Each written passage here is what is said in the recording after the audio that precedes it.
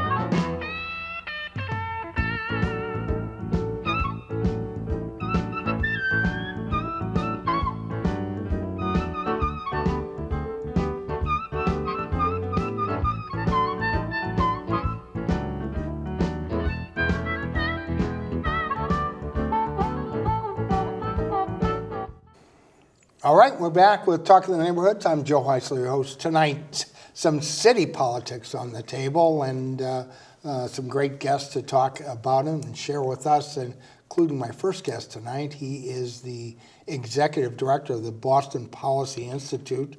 It was a think tank that was started back in 2023 and closely follows Boston city policies, finances, and politics. And I'm pleased to have Greg Maynard here joining us tonight. Nice to have you here, Greg. Thanks so much for having me, Joe. Thanks so much for coming in. Before we get started on the inside of dirt on City Hall, tell us a little bit more about the Boston Policy Institute, because while you've been in the news lately, I think a lot of people don't know about it and know about where you're coming from. Sure. So Boston Policy Institute, I'm the co-founder. I started it at the end of 2023. And our goal really was to help people understand what's going on in their own community through the prism of Boston. So kind of the rule of thumb that I've said is typically if the evening news comes to a town hall, it's usually not for a good thing, except in the city of Boston. Boston's covered for regular stuff, like regular kind of city hall business. If we see someone on the 7 o'clock news or 6 o'clock news who's a police chief or a mayor or a superintendent, it's typically someone from Boston. And so by understanding that better, it helps people understand their own community better. And I'm thinking, there's some recent examples of, for instance, the Boston Municipal Research Bureau, which also closely follows city finances in particular. And they're like a nonprofit, a business-backed group. How is your think tank, how is that financed, and how do you operate? Yeah, so we are a 501c4, so we're also a nonprofit. we're set up, pretty similarly to, I think, to the Boston Municipal Research Bureau. But we're like a much smaller operation, right? The BMRB was founded, way back in like the 1930s. Yeah. They've been around for almost a century. BPI is much newer. And so we're kind of, we're kind of filling in a different sort of space, right? We do AI-generated transcripts of city council and school committee meetings. We do a lot more, I would say, kind of like hand-to-hand, day-to-day kind of monitoring of what goes on in City Hall versus, we do some big long-term research projects, but we have a weekly newsletter. We have previews of important city council meetings, and so we're kind of doing that more hand-to-hand, day-to-day work. And also the hand-to-hand combat that sometimes takes place in City Hall. I'm joking, of course, only kind of, but City Hall politics has always been, there's a lot of egos down there, and so a lot of people looking for attention and putting forth proposals and that kind of thing. A lot of attention has been given recently about the right now very public spat going on between Mayor Wu and Senator Nick Collins from South Boston over who really is the biggest tax, offering the best tax relief plan. Of course, Mayor Wu had, with the blessing of the council, had put forth a plan that would have reduced residential property taxes and increased business taxes, which incidentally they all both due to go up anyway, and I think most people understand that. Nick Collins, of course, in the Senate blocked that, along with most of the Senate. Voted no on that plan, and he put forth his own plan that would so-called offer tax relief to seniors and others, utilizing city funds versus, I think, changing the tax classification. Help us to understand what's at play there, and who is it that is offering more relief there? So I think that what's important to kind of understand, especially about, I guess I can take Mayor Wu's proposal first. So Mayor Wu's proposal was basically a copy and paste of what Mayor Menino had done earlier in the 21st century, back in 2003. But Mayor Wu's proposal was temporary. It was only going to last for a couple of years, or it was only going to last for five years. Originally, they reduced it a little bit, but there was real questions about whether it was going to accomplish the same thing that Mayor Menino's proposal accomplished earlier in the century. And the reason for that was Mayor Menino's proposal basically assumed that at some point commercial values would recover. Mayor Wu's proposal also assumed that. The thing is that now, we're several years into this, commercial values are not going to recover, right? It seems like they're going to be permanently lower. You're not seeing the same kind of new construction that you saw in the earlier part of the century. And so I think now that we're 2 years on from Mayor Wu's proposal, we can see that it probably wasn't going to work the way that it was presented as working. Right.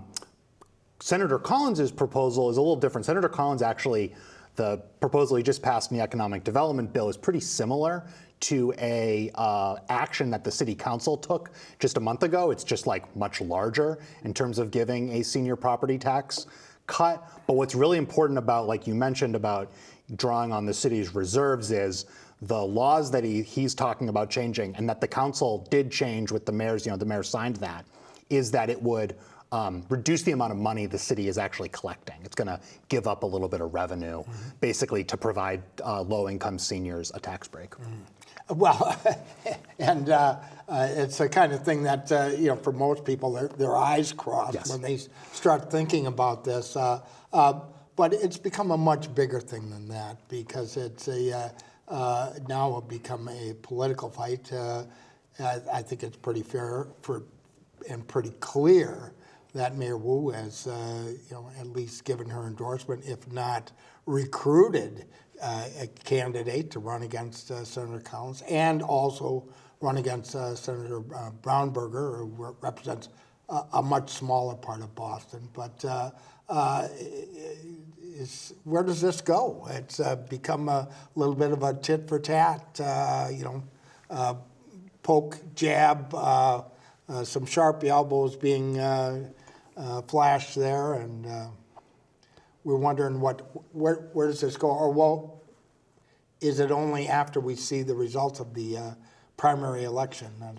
So I think that what you're gonna, I think, it'll be interesting. Obviously the primary is in just a little over a month here, so we'll have results soon. I do think what's kind of important to keep in mind as we look at this sort of what's going on in the campaign trail is, Boston really needs a lot of stuff from the State House, right? Beacon Hill controls an awful lot of, not just this tax classification. Right, not just this tax classification, exactly. Like, there's some street safety stuff that's being talked about. If you want to, if you want to regulate large commercial trucks in the state of Massachusetts, that's something that the state can do, right? The city can only do so much with its own contractors.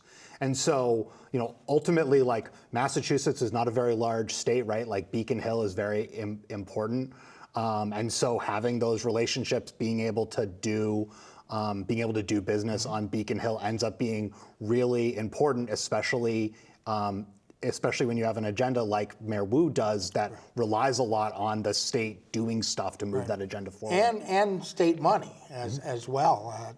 Typically, all Boston has traditionally, while it's the largest city, has gotten more than its fair share over the years in state funding as well. So when she's critical, does she risk kind of biting the hand that feeds the city? Yeah, I mean, I think that I think there's real, I think it's going to be interesting to see. I mean, as much as the mayor has had problems with the state Senate, she's very close to House leadership, so it seems like those things kind of even each other out. But there is, it's not just that the city gets a lot of, direct aid from the state. It's also, you look at things like, we like to talk about Lego coming to Boston to move its headquarters, right? We're seeing, Hasbro moved their headquarters. The fact is that the tax incentives that allowed those things to happen, those were state tax incentives, right? We look at the office to residential conversion program, that's being helped out with a lot of state incentives. Same with, the mayor has a housing accelerator fund. That's being run with the help of a state program. And so there's a lot of state involvement in stuff that the city of Boston is doing. And, if you start to, pull on some of those threads, there's real questions about what kind of policy impacts that would have. And what the fallout is from that. Could be, it may not be within the next month. It may be 6 months or a year or 2 years down the road even. So does she risk, and she clearly she's willing to use some of her political capital, and she just won re-election resoundingly, obviously basically forced Josh Kraft out of the race. And I think most people would say she has a mandate, but and she's it looks like she's willing to kind of use that, which hasn't always been the case with Boston mayors. Sometimes they're heavy-handed, sometimes it's very subtle, but she's been pretty straightforward about that. She's not happy with what happened up there with this bill. Yeah, I mean, she has she's been outspoken about the tax shift proposal. I mean, the fact is that and Collins has pushed back hard, fairly hard. Yeah, Collins has pushed back hard. I mean, I think you've also seen the reality is that Boston's budget depends on increasing property taxes to the maximum amount allowed by law, right? And the city has done that for the whole time that Prop 2.5 has existed. But that is a choice. Other cities and towns across Massachusetts don't necessarily raise property taxes all the way to the levy. And the other important part of Boston's budget here that is fully under her control is Boston's budget has grown on the back of new new growth, right? New buildings. Right. And we're seeing very few new buildings now. Not a lot of cranes. Not a lot of cranes. Banker and Tradesman just did a video, which a whole series of articles that they do not expect a new luxury condominium building to start construction for the next 5 or 10 years. And so, when you think about that, you think about what's going on with office vacancies.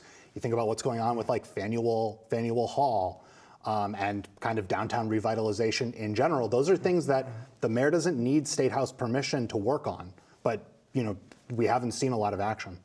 Well, and she's said, I think it's fair to say that she has said that downtown revitalization will be one of her priorities in the new term, and we shall see how that works out. Well, anyway, very interesting clash of not just egos, but ideas, and could have long-term implications, certainly for the city, and perhaps for Senator Collins if he's not successful. That will also send a very strong message to at least lawmakers in the city to get in line, so to speak. Well. Much has been made. We've got a few minutes left. Much has been made, and you mentioned at the top, in the wake of a terrible accident, a tragedy where a transportation planner for the city of Boston, who's heavily involved in the whole streetscape, especially bike paths, was struck and killed in a vehicular accident. And of course, Mayor Wu, speaking of her, it was kind of hot and cold. She very last term pushed forward with a number of changes to streetscapes, especially bike lanes, and became somewhat controversial issue in the mayoral campaign. Seemed to pull back, and now in the wake of this accident, she's put forth a pretty strong statement that it will once again be a priority. And everybody's for public safety, but bike lanes are not universally popular. They might be popular in some neighborhoods and some areas, but what's the latest on that? And what's your institute? What have you seen? So we've seen a few things. So Mayor Wu put out her public safety, the street safety letter on Friday, and so reviews have been coming in since Friday on that. We saw Councilor Enrique Pepin was on NBC 10 on Sunday morning at Issue, and he got asked about it, and he kind of gave mixed reviews. We saw the Boston Cyclist Union come out with a pretty long statement. Not strong enough? Yeah, they called it dangerously something. They did not. They were not fans of the letter, and you've seen similar mixed reviews from the other kind of advocacy organizations. And a couple of weeks ago, advocates had delivered a petition with several thousand signatures from folks here in Boston, with 5 demands on there. And it doesn't seem like Mayor Wu's letter is addressed towards some of those, but it doesn't seem to address any of them. It included things like new leadership at the streets cabinet.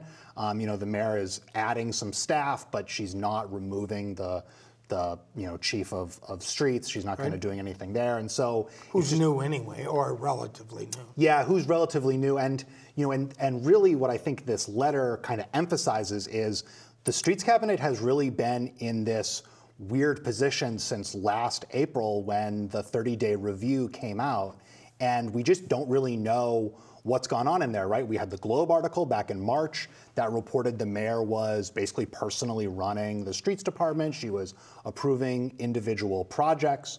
And now, you have this letter saying there's going to be an advisory group that's going to do a new review on the streets cabinet and figure out, how it should be run. And it just seems like City Hall is a little bit at loose ends as to what exactly they're going to do. Well, and maybe one of those damned if you do, damned if you don't. As you said, some of the bicycle advocacy groups feel like they're not going far enough, and apparently this young woman, worked with so many of these different organizations that there's a real emotion also tied up in this, in the sense that she would ultimately become the victim of a street. Although I will say that it's not clear, and I don't believe they've charged the driver, so it's not clear who was at fault, if anyone was at fault. That's why they call them accidents. But I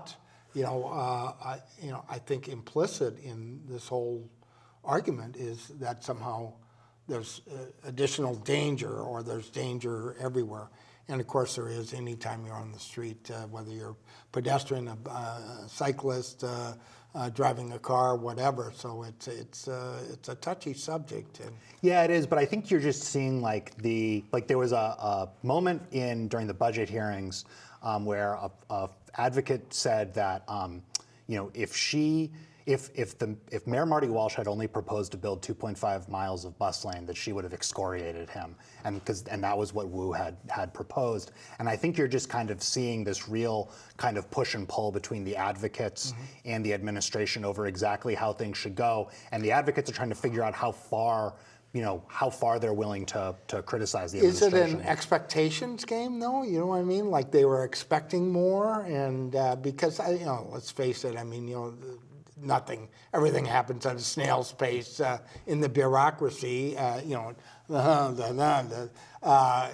they were expecting more from Mayor Wu, and I think that's certainly part of it. There was a feeling that the administration did a lot in the first 3 years, and that in the last year they've really pulled back, not just on specifically bike lane projects, but on all kinds of transportation projects. Right? You have emails that were recently released showing that Nick Gove ordered city planners not to meet with the MBTA over federally backed projects. So it seems like there's kind of a general pause on transportation projects that went on, and they're still trying to figure out how to get restarted.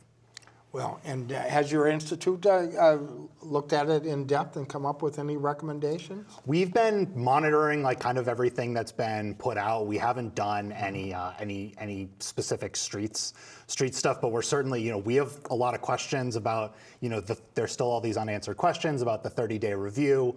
There's a pretty long to-do list that the mayor gave herself with the letter, and so it'll be really interesting to see how much of that she's able to accomplish in the next couple of weeks. Well, very interesting. Again, Greg Maynard is the executive director of the Boston Policy Institute. Good stuff, following City Hall closely. How about the budget? Of course, there was a lot of pushing and pulling, as there always is. But at the end of the day, it was kind of like much ado about nothing. They made some amendments, and Mayor Wu ended up accepting almost all of them, if I recall correctly. Yeah, she accepted. They changed where a $1.5 million cut was coming from in the transportation department. Speaking of street safety, but she accepted all the changes. One thing that we did see that was a really big thing is. For the first time during Mayor Wu's administration, we're actually going to see a reduction in the total city headcount between January 1st, 2026 and January 1st, 2027. In personnel, yeah. And the reason for that is that BPS is laying off almost 400 people. And the amount of money that the city is now saying that they're saving from that, the city's claimed that it's going to save $75 million to get rid of those 395 folks, about $190,000 per person. And that kind of gives you an idea as we go forward into future budgets about how much money can be saved through layoffs, how layoffs end up being why layoffs are so attractive to balance the budget. And we've got just a minute or so left. What's the prognosis for the city budget in the future? I mean, are we likely to see more layoffs, cutbacks in services? The federal government is, pulled the rug out from under a number of programs, and so we haven't even seen the implications for a lot of them yet. But, so the city, this was the lowest growth budget since the Great Recession, and we can kind of expect that to continue forward, especially because this year we saw projections for revenue like building permit reduced. And if building permit revenue is down this year, that means that new growth is not going to be very high either, right? You need building permits to bring buildings online. Well, as you said earlier, it's not, there's no new cranes going up. A real, perhaps, transition period for the city of Boston, which has relied on new growth, heavily relied on it over the years. So we shall see. Greg, thanks so much, as always, for coming in and joining us. Nice to have you here. Thank you so much, Joe. Come back again as we keep track, as we go forward. When we come back with more of Talk to the Neighborhoods, well, Boston City Councilor Ed Flynn has been calling for a public safety summit. We'll find out what that's about, but more importantly about changes in Boston police recruitment tactics and policies, regulations, as the city confronts, they're about 500 officers short of their limit. And we'll find out more about that from Councilor Ed Flynn when we return. Stay tuned. We'll be right back. For 86 years, Roxbury and the larger South End community accessed public transportation through the Washington Street elevated section of the MBTA's Orange Line. Opening in 1901, it provided direct transportation from Chinatown to Roxbury and proved extremely popular. Nicknamed the L, the initial elevated Orange Line had a tunnel constructed to make way for quicker transport. But throughout the next 60 years, all other elevated sections of the Orange Line, such as one on Atlantic Avenue, closed consecutively. By the 1980s, the Washington Street elevated was the only remaining section of the old Orange Line. In its last few years, the L was in poor condition. The steel used in its construction had rusted, and the cabin's outdated build made it difficult to repair for accessibility. Many of those living near the L also complained about its loudness, and those who rode it complained about its dim lighting and disrepair. The L was subsequently shut down on April 30th, 1987, with its replacement being a new 4-track rail embankment built where a highway project was originally planned to be constructed. However, the new location of the embankment shifted the previous L track westward, leaving many in the Roxbury community with an additional need of bus transportation to access downtown. The MBTA promised a new form of rapid transportation via a green line, but an extended form of the standard bus route was instated instead. Many Bostonians have since argued about the reasoning and effects of the closure. But what do Roxbury community members have to say about the old L? Did any members of the BNN staff use it daily? Let's see what they have to say. I remember when I was going to high school, taking the train either at Dudley Station or can't remember the other stations because they're gone by now. Yeah, to me, it was one of those things that keeps in your mind. It would work perfectly. Never had no issues or nothing like that. It was something to have. Yeah, do you miss it? Oh, I do, yes. It's like part of history is gone. Yeah. And the train tracks been here for like a number of years. I missed the whole thing. The MBTA Orange Line was something that I took to school. Went to school on and came home every day through high school. I went to school in Cambridge, so I would take a bus from Rossi Square down to Forest Hills, and I would get on the elevated and screech my way down Washington Street. It wasn't as much of an inconvenience as people would say. The Rattler itself was kind of inconvenience because it kind of looked, especially when it got down to Nubian Square now, but Dudley Square, because it would have to do this whole maneuvering thing through it and screeching and scratching, and I couldn't imagine living right there in that community and having to listen to that every 20 minutes in both directions. I just don't miss the part when they get to Dudley Station, you had to like go around, make that round turn. I have lots of friends who have said, boy, I'm glad that thing doesn't screech past my house anymore. But like anybody else, like anything else, once you're used to something and you use something on a several generation basis and it's gone, that part of your life has been altered. So it's easy to say, well, you're shutting me off. But I don't think anybody really was. I think they were trying to make it more livable, more comfort. I think it's perfect because it eliminates a lot of traffic than what it used to be. Yeah. Between the train and everything, there was just too much traffic. In reality, yes, it was more traffic when the rail was up, but the clarity meaning the sunlight that came in afterward was so perfect for the neighborhood. If you just stand out in front of one of the power station here and look down the street towards Forest Hills or look down the street towards downtown, you see these beautiful trees, you see sunlight, you see, you know, that kind of an environment, not metal legs shaking every time a train goes by.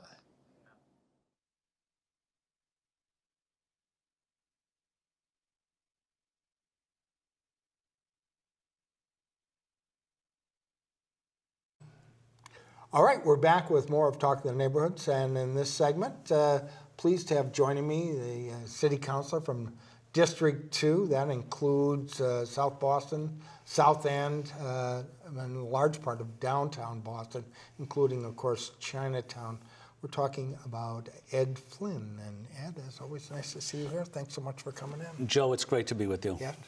Well, and we teased it earlier, but I know you've always been a big advocate around safety issues. I know that's always been one of your things, regardless. But of late, there's been this, I think it's fair to say, a crime surge, or it certainly seems like a crime surge when you look at some of the headlines, including, of course, a recent murder down the Boston Common, but not just that, a whole number of incidents taking place. What's going on? What's changed?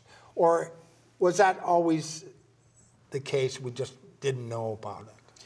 Well, Joe, there was 5 shootings in downtown Boston. 5 people were shot over the last 3 weeks during 3 separate incidents. We had the homicide at Boylston Street out in front of the train station. The Green Line. On the Green Line in Tremont Street area, and then that person walked down toward Chinatown Gate, allegedly hit someone over the head with a pole, a college student. But we have seen an escalation of violence, crime, open drug dealing, a lot of homeless in downtown Boston, Boston Common, Chinatown, and I'm concerned about it. I'm advocating for more police officers. I believe we don't have enough police officers in this city.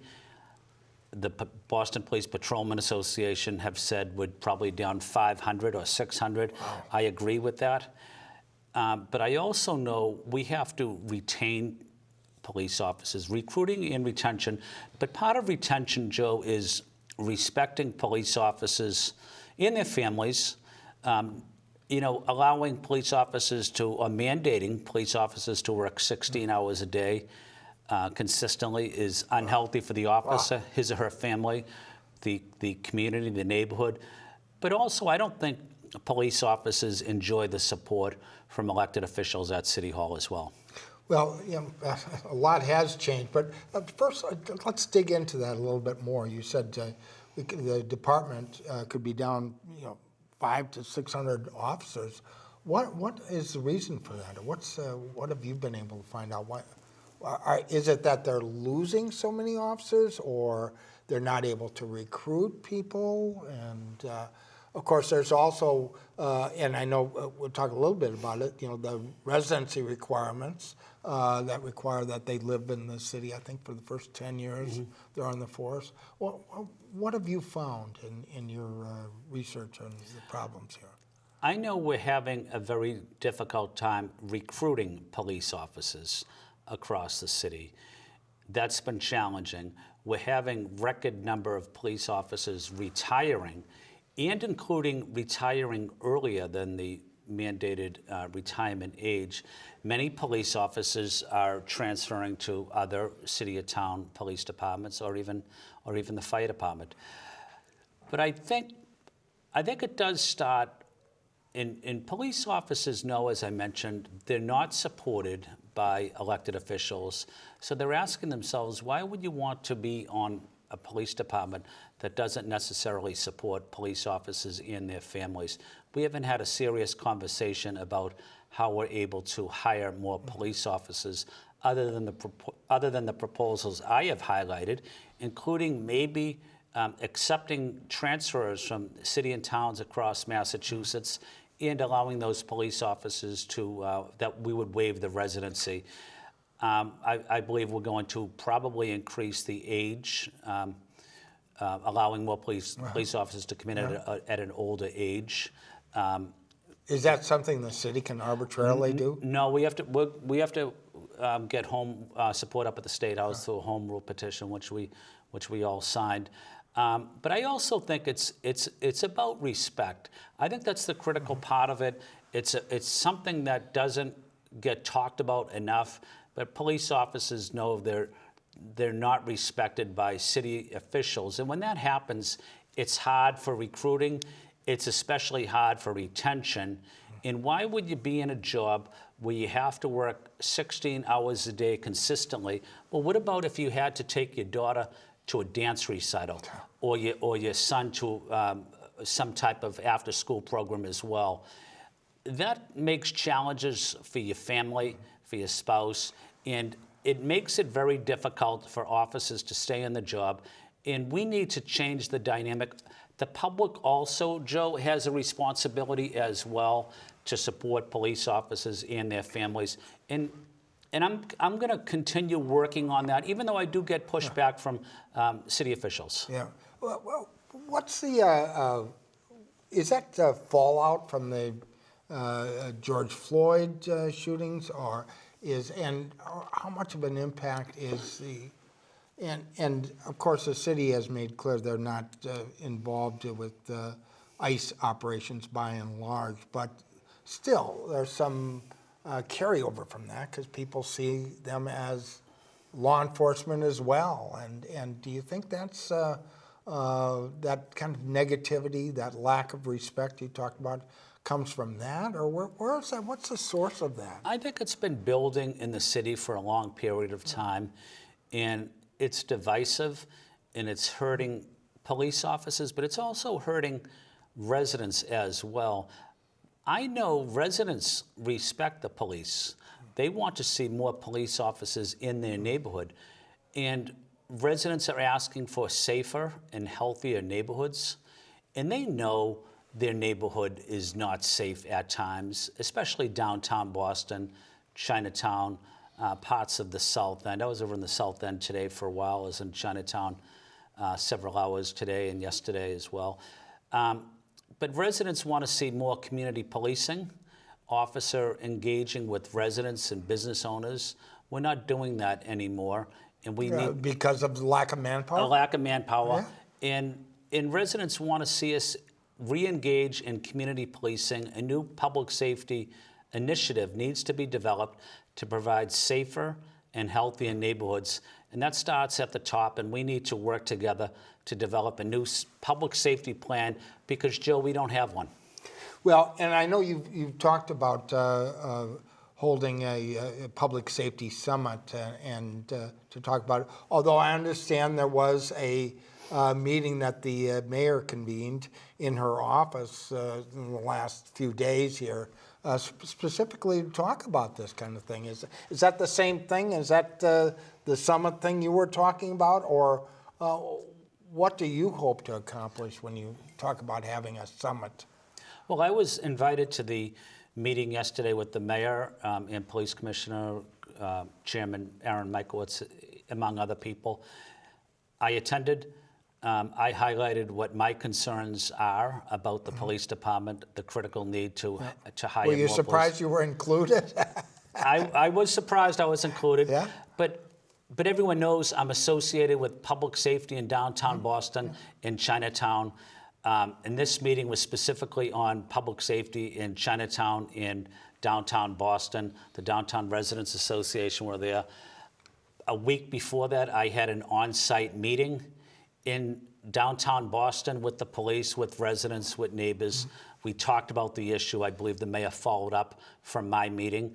I had a meeting the other night in Chinatown before the mayor's meeting about public safety in Chinatown, trying to get more resources, support for a neighborhood that is seeing a lot of homelessness and a lot of drug trafficking in and around the Chinatown Gate area, the Rose Kennedy Greenway, the Mary Sue Park area. And And it's my responsibility, Joe, to provide safe and healthy neighborhoods.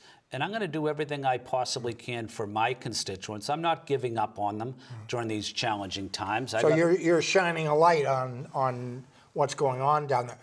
I am, and some people don't like it. Yeah. Do you think the mayor recognizes that? And what was the response at the summit? I don't know. Maybe it was not for public consumption, but what's your take on that meeting, and did it produce something positive? Well, I think anytime we come together and have a discussion about public safety, about quality of life issues, about neighborhood services, I think that's a positive step. And I'm glad I was invited and participate. But I think there's more work we have to do. The Downtown Residents Association, there's a working group, a committee of 5 people. I'm a member of the committee, but we are meeting next week sometime to discuss quality of life issues, neighborhood services, the escalation of violence throughout downtown Boston, Boston Common. And residents want to see more police. There was business people at this meeting yesterday, and they said, workers don't want to come to downtown Boston, visitors don't want to come to downtown Boston, or investors don't want to invest their money in downtown Boston if it's not safe. And there's a lot at stake here. There is. Yeah. And I talk to business owners every day, developers, and they're saying to me, Ed, we have major problems and challenges in downtown Boston. We need your support to keep fighting for more police resources. But Joe, we have to have zero tolerance for drug dealing, for criminal behavior, for open drug dealing, open drug use. We see it at the Boston Common. We see it at out in front of the MBTA station at the Red Line area, on Tremont Street at nighttime. Residents. Does some of that carry over from the Mass and Cass Yes, area? it is. Yep, from the Mass and Cass. And residents on Tremont Street and other streets in downtown Boston and Beacon Hill are saying to me, we don't like to go into the Common after 6 o'clock at night. We don't like to walk down Tremont Street after 7 o'clock at night because of the likelihood, or possibility, I should say, of random violence or assaults. And I don't blame people, but I'm not giving up on them, and I'm going to continue fighting for them, and that's my job. Have you lost confidence in Commissioner Michael Cox? I'm not going to use that word.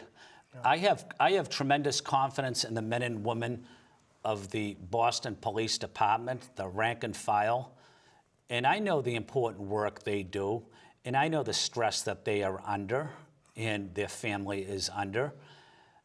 They're consistently working 16 hours a day, as I said. Their family life is challenging. Yeah.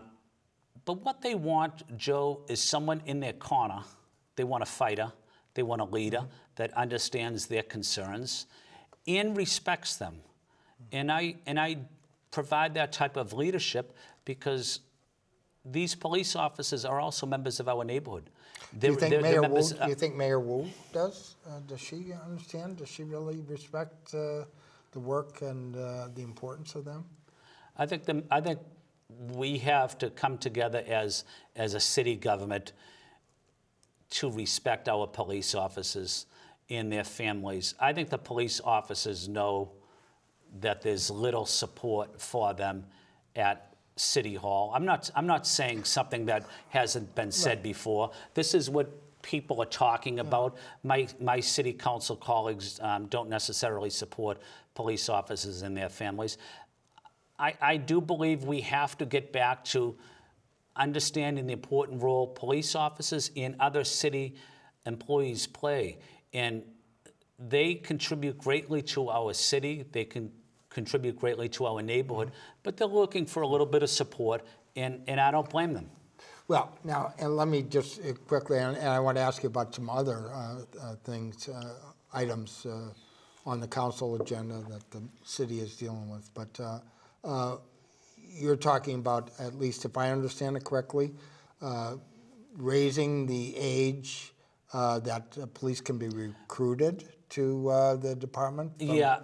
So right now it's what, 35 and it would go to 45? Yeah, I think 42. Yeah. It was a proposal by one of my city council colleagues that put this forward.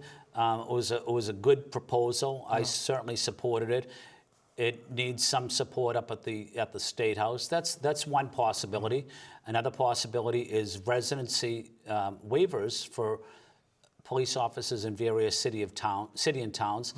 Another and right now, just for those that aren't, were newly hired have to live in the city within the city for 10 years. That's right. And then they can move outside the city after that. And the other possibility we could consider is giving police more support in terms of health and wellness.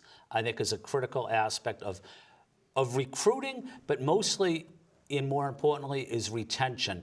Because if you don't provide a family with health and wellness, police officers' family, you're not supporting them and they're not valued. And you don't want to stay in a job where you're not supported and valued. So certainly recruiting and retention, but it's about, Joe, it's about respect and well, that goes a long way. You can't buy that. You can't buy it, and it has to be earned. Yeah. And you have to show and demonstrate respect almost every day to people. And if you don't respect them, you have major challenges. What's the key to turning that around? I think it's a non-stop commitment to this issue that we're serious about supporting police officers in their families, making a commitment and demonstration that they are valued, they are respected, they are part of our community, they are part of the solution. They are not the problem. But you're not talking about looking the other way because of course invariably things happen, people make mistakes, and sometimes they're fatal. But you're not talking about that. No, I don't look away on any challenges I see. I challenge the Boston Police on many issues. Sometimes they don't like it. I challenge them on the Boston Police Crime Lab. I think we don't have the best police crime lab that we could have. I focus a lot of attention on that effort as well. So I challenge the police department when I see an issue that I'm not happy with, and I'll address it. When I see something, Joe, that's bothering me or it's bothering the residents of Boston, I don't care what the political consequences are. I'll tackle that issue regardless of who it might hurt politically. I need to do my due diligence for the residents of Boston. And that's what my constituents elect me for, is to tackle challenging and difficult issues and not take a pass just because it's easier politically to ignore it. What percentage of the vote did you get in the most recent election? I got 87% of the vote, and I'm still looking for the 13% that didn't vote for me. I'm kidding. We've got just a few minutes left, and I want to ask you about a couple of things in particular. Of course, there's been, speaking of public safety, there's been a renewed focus in the wake of a terrible accident where a young transportation planner got killed in a bicycle truck accident on Tremont Street, speaking of that, in Mission Hill. Yeah. And Mayor Wu has now recommitted to, at least on paper, making changes to the city streets to make them safer. And I know that's also been a priority, especially pedestrian safety. But where is that going? And some people think it's gone too far already, and others, including some of these organizations that support cycling, say it's not going far enough. And how does the council feel about that? How are they going to deal with that, in your opinion? I think it's about listening to people, respecting people. One thing I think we can improve on immediately, and certainly we have both sides of the issue, but one issue I've focused a great amount of attention on is traffic enforcement by the Boston Police. I don't think we provide the necessary time, effort, and resources into traffic enforcement. I believe automobiles that are going 25 miles an hour down narrow streets, I think that's a major public safety issue. It's almost impossible to stop at the crosswalk, and I see elderly people and persons with disabilities and everyone really going to work in the crosswalk. I see speeding cars going by them. I think we need a new emphasis on traffic enforcement as part of this solution. Yes, we need to do infrastructure improvements, whether it's speed humps, stop signs. Bike lanes? Yep, all of those. But there's one issue, Joe, just as an example, concurrent signaling, which means the vehicle and the pedestrian almost have the right of way at the same time. So both the vehicle and the pedestrian can have the right of way, and it makes the street very dangerous for, especially for pedestrians. And that's a technological problem. Yeah, that's really. the city council supported my effort. It was 13-0 to get rid of this traffic signaling policy that they have. I believe we have 200 of these types of cases. Residents know it well, but for some reason the Boston Transportation Department says that you can have it. It's good for the flow of traffic, but when a car takes a right turn and you're crossing the street at the same time, both can't have the right of way.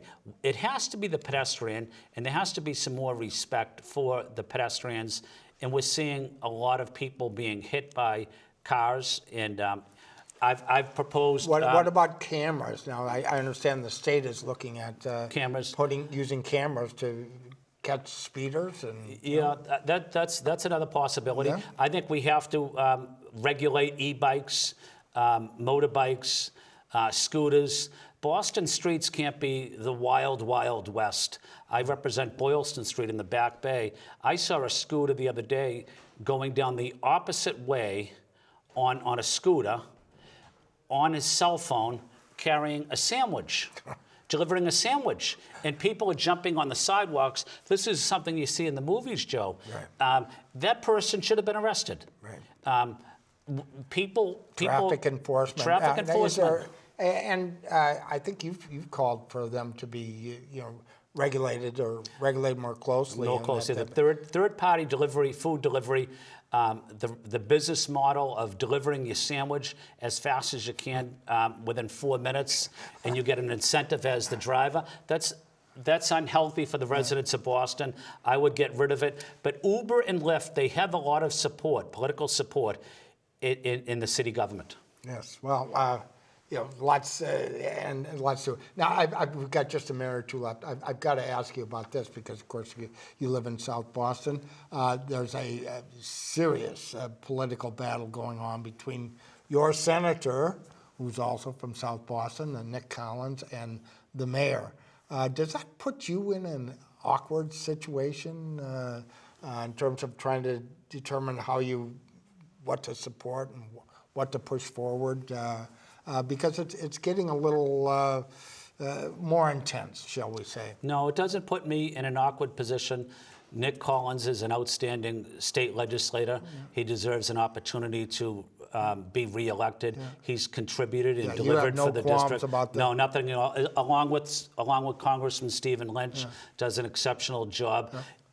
Addressing quality of life issues, supporting working men and women, supporting our persons with disabilities and veterans. Both of them, Lynch and Collins, do an exceptional job. Yeah. I'm proud to call them friends. Right. Well, and they're both well, we'll see what happens, but primary election campaigns against some rather well-financed and supported opponents, including a woman that has the endorsement of Mayor Wu. And but does that kind of muddy the water, so to speak, when you're trying to get things done for your Know neighborhoods? what I'm concerned about is those independent PACs. Yeah. They're going to put a lot of money into these races. I don't think the residents want to see that. I think they want to see a race on the issues. I'd encourage both candidates not to have any independent PACs putting money into these campaigns or running ads. People don't want that. Go down in front of Dorchester Street on a Saturday morning and talk to people about your plan. Go up to Cobman Square, talk about your public safety plan. But don't have independent people, businesses do it for you. Get out there and press the flesh. I think that's a problem all across the country. Unfortunately, we're out of time tonight. As always, enjoy having City Councilor Ed Flynn here. Thank you so much. Thank you, Joe. It's good to be with you. Thanks so much for. We'll be back next week at the same time. Speaking of candidates, candidate 8th District Congressional candidate Patrick Roth will be joining us next Thursday. Until then, for the entire staff and crew here at BNN, thank you for watching tonight. Have a pleasant evening. Good night.